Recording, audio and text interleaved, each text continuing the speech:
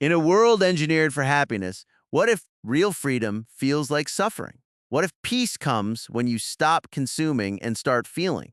When emotion is dangerous, what happens to the human soul? Huxley imagines a seemingly perfect technologically controlled society to ask, what price do we pay for comfort and order?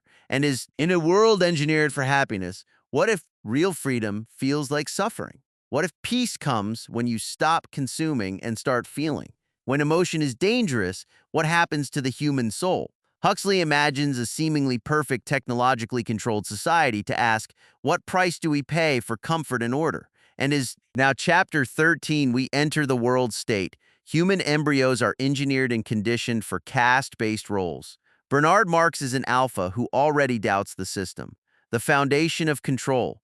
Mass sears produced humanity. Show a conveyor's belt graphic imagining babies sorted by castes. Harsh but striking. Observe how much of your daily choices feel conditioned. What feels truly you? Now, chapter 4 to 6. Lenina and Bernard's uneasy relationship reveals emotional suppression. They plan a trip to the savage reservation, exposing the facade of stability.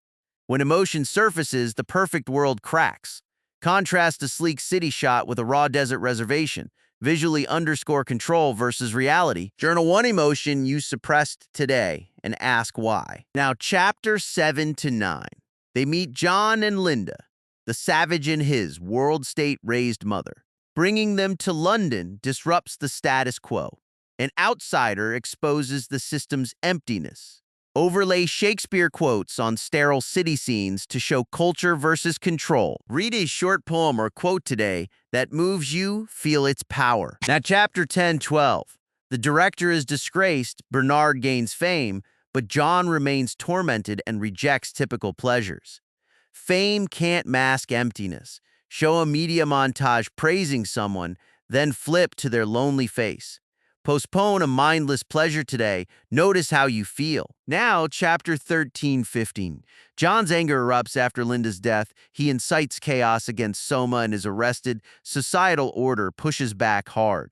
Real grief breaks. Engineered placidity. Juxtapose a calm crowd taking Soma with an emerging chaotic outburst. Sit with a strong emotion. You may discover what's beneath your routine. Now, section 6, chapter 16-18. Intellectual debates with Mond highlight the ideological trade-offs. John retreats, self-punishes, and ultimately destroys himself, revealing the tragedy of forced conformity. When choices are stripped away, the soul rebels and sometimes shatters. End with an empty lighthouse shot, beautiful but desolate. Reflect, if you could sacrifice ease for authenticity, what would you give up or risk? Here are some key insights. Emotional discomfort is often a sign you're pushing boundaries.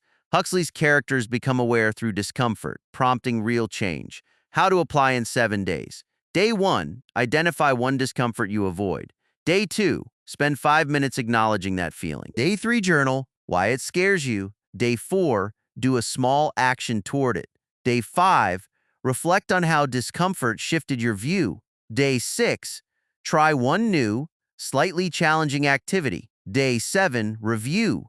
Did discomfort reveal what you truly want? To close, that's the real lesson behind Brave New World.